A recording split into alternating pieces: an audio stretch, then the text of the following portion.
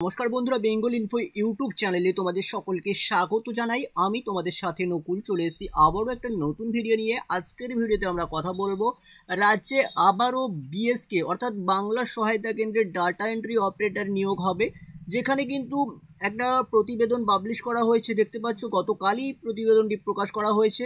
তো একটি প্রতিবেদনে তোমরা দেখতে পাচ্ছ এখানে সোমবার 5 আগস্ট কিন্তু এই প্রতিবেদনটি প্রকাশ করা হয়েছে। এখানে বলা হয়েছে চালু হচ্ছে আরও 1431টি বিএসকে, মিলবে পুরসভার সম্পত্তি কর দেওয়ার সুবিধা। তো এই আর্টিকেলে কি রয়েছে বিস্তারিত কিন্তু আমরা দেখব। তো এখানে তোমরা দেখতে পাচ্ছ পঞ্চায়েত এলাকায় মানুষের কাছে পরিষেবা পৌঁছে দিতে আরও 1431টি নতুন বাংলা সহায়তা কেন্দ্র অর্থাৎ বিএসকে চালু করছে রাজ্য সরকার। এর জন্য প্রয়োজনীয় পরিকাঠামো তৈরির নির্দেশ দেওয়া হয়েছে। ন্যূনতম যেসব সরঞ্জাম দরকার সেসব আগেই পৌঁছে গিয়েছিল জেলায় জেলায়, অর্থাৎ বিএসকের জন্য যে সমস্ত সরঞ্জাম প্রয়োজন ছিল সেগুলো কিন্তু আগে থেকেই পৌঁছে গেছে জেলায় জেলায়। এবার সেগুলো ঠিক মতো সাজিয়ে গুছিয়ে নির্দিষ্ট জায়গায় এই কেন্দ্র চালু করে দিতে বলা হয়েছে।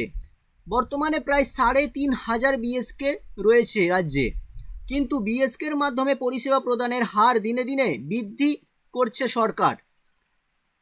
সেই কথা মাথায় রেখে বাংলা সহায়তা কেন্দ্রের শাখা আরও বাড়ানোর সিদ্ধান্ত নেওয়া হয়েছে। তো বাংলা সহায়তা কেন্দ্রের শাখা বাড়লে কর্মসংস্থানও বাড়বে। তোমরা বুঝতে পারছো এখানে পুরো টোটাল প্রতিবেদনটাই ডিটেলস দেওয়া রয়েছে। আরও একটি নতুন পরিষেবা চালু করলো রাজ্য সরকার। এছাড়া এখন থেকে পৌরসভার সম্পত্তি করও বিএসকের মাধ্যমে জমা দিতে পারবেন বাসিন্দারা।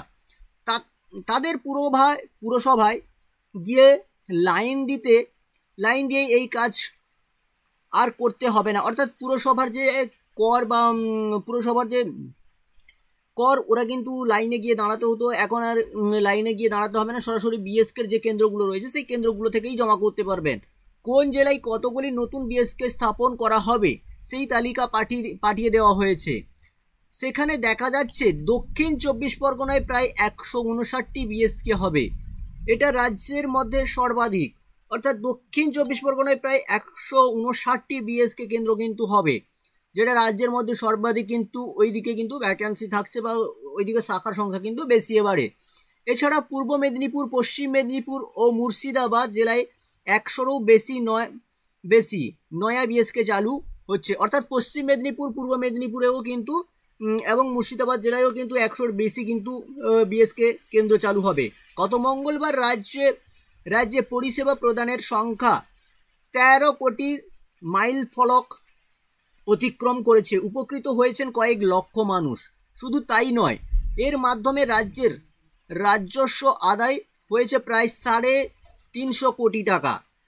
এক পদস্থ আধিকারিক বলেন, লোকসভা নির্বাচনের আগেই এই বাংলা সহায়তা কেন্দ্রগুলি স্থাপনের প্রশাসনিক অনুমোদন এসে গিয়েছিল। নির্বাচন আচরণবিধি ও লাগু হওয়ার ফলে সেগুলি শুরু করা যাচ্ছিল না। এখন আর কোনো বাধা নেই, তাই দ্রুত পরিকাঠামো তৈরি করে কেন্দ্রগুলি চালু করার নির্দেশ দেওয়া হয়েছে। তো তোমরা বুঝতে পারছো নতুন করে প্রায় এখানে 1431টি বিএসকে কেন্দ্র চালু করবে রাজ্য সরকার, যেখানে কিন্তু কর্মসংস্থান রয়েছে। তো বুঝতে পারছো বিএসকেতে কিন্তু একদম নতুন একটা আপডেট। এই ধরনের প্রত্যেকটি চাকরি আপডেট সহ নিখুঁত আপডেট পাওয়ার জন্য অবশ্যই বেঙ্গল ইনফো ইউটিউব চ্যানেলটিকে সাবস্ক্রাইব করে নাও। এই ধরনের প্রত্যেকটি আপডেট সবার প্রথমে পেতে ভিডিওর ডেসক্রিপশন বক্সে দেওয়া টেলিগ্রাম চ্যানেলে জয়েন করে যাও। সেখানে প্রতিনিয়ত সমস্ত চাকরি রিলেটেড আপডেটগুলো সবার প্রথমে দিয়ে থাকি। প্রত্যেকটি আপডেট তোমরা কিন্তু নিখুঁতভাবে জানতে পারবে।